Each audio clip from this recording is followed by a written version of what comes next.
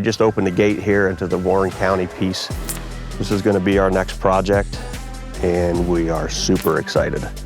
This has got a really big south-facing overgrown hillside right here off the gravel, and it's in this big creek drainage. And then you get on the west side of this thing and it opens up into this Class A tillable. So this is the last piece of thick cover for these deer to stage in. I was up here 2 weeks ago and I put a bunch of cameras out. Look at this.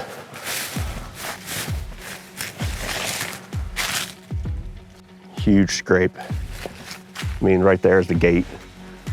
You're coming across where the fence is low, right down there at downhill side, and they get up on this little levee, and this levee runs the whole length of this property. I think probably what we're gonna do as part of this project is when we get up here with some equipment, I'm gonna reopen this, which would allow for great morning access or to get a deer out.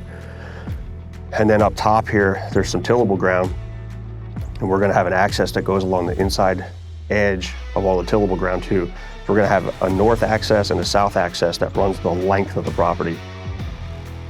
384 videos. Not bad for just the trail that comes across the road.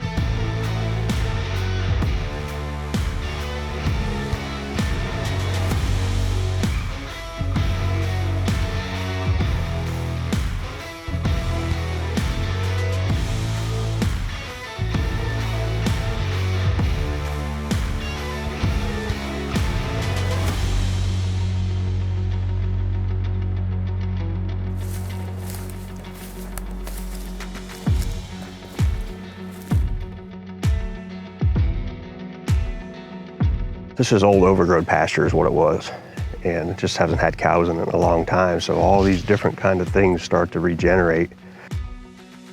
Going back and thinking through all the property I've ever been on, all the property I've hunted, this type of thing here is what always sticks out in my head as being very appealing for a big deer to want to live in. You can see right here where their front feet stand as they rub on this. Man, this is super impressive. And there's like 50 of these in here. There's a big tillable field up here. And this is where we're gonna put that other entrance. So if you had a south wind, you literally could just come in right along there and catch these deer coming out of this thick hillside out here to feed at night. Huge scrape. I don't know if you've ever been walking around your farm in the snow, late winter when it's cold, and you notice you get under these locust trees, these deer are digging through the snow to eat these locust pods. They got like a yellow paste in them. And man, when it gets cold, they just tear them up. So here we got another mega rub. All sides of this tree are hit. I mean, and I'm looking at the road right there. You know, small acreage pieces, you gotta try to be low impact for them to continue to hunt well. And when you can slip in 50 yards out of the truck and be here in a place like this, I mean, that's crazy. This little inside corner right here, probably, in my opinion, one of the best spots on the farm. Right here at this inside corner, it meets this bigger timber. And then in the bigger timber is all this low cover and understory. You can't even see through it. So right in here on this transition line, I got a camera in here.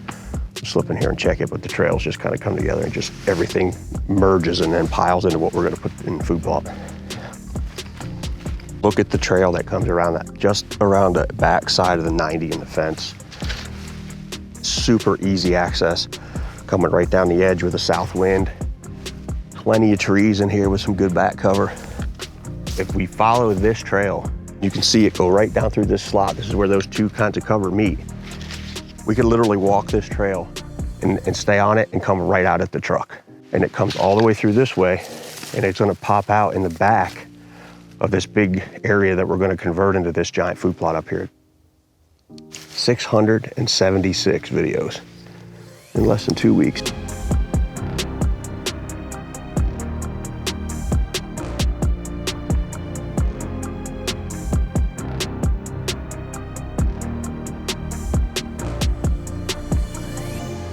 So we're getting ready to come into this area up here that's got great food plot potential.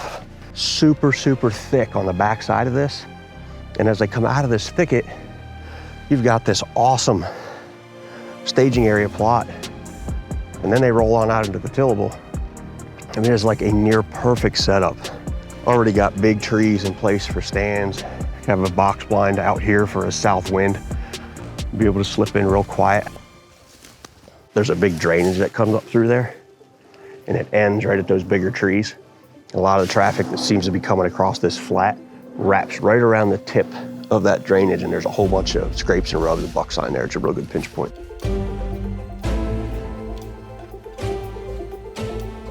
That is spooky in there. The fence is getting all growed up with brush, creating, even more of the fence itself is a barrier, but when these trees and stuff get growing up in there, it really becomes a barrier. And then you just happen to have a natural place where the fence kind of fell down, and there's a little break in the brush, and the deer are just killing it right here. So repeating something like this in an area that's more huntable, that's the key. This place is so thick. I mean, the foliage is gone. It's December 1st. This is as open as this place is ever gonna look, and I cannot see 20 yards in that woods right there.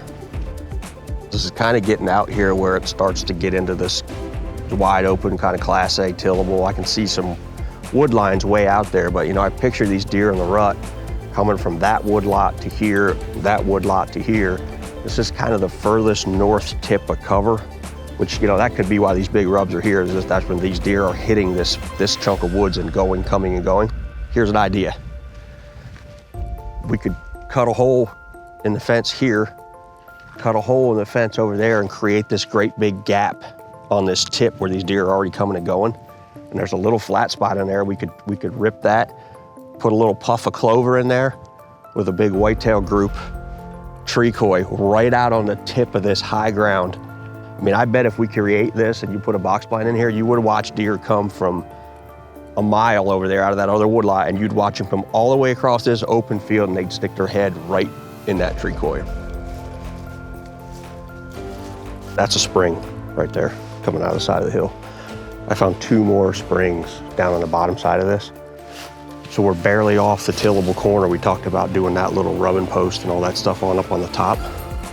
Now we're seeing why all these deer are congregating here. There's like an alleyway that's wide open. This is all south facing right in here, surrounded by super thick stuff. And then there's this little grass hillside that can fade down into there.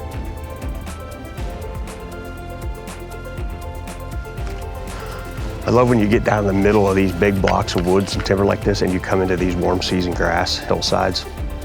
I mean, I've probably found hundreds of sheds in these kind of little south facing bedding pockets. This farm looks like it's almost impenetrable. It's so thick. That's one of the reasons we're gonna come in here with some equipment and cut a few access roads in some key places. Go up here on the north side still, and there's just a really cool inside corner. The field kind of rolls, so everything kind of goes out of sight. And there's a big gap in the fence down here. I got a camera down there. I can see the tracks coming.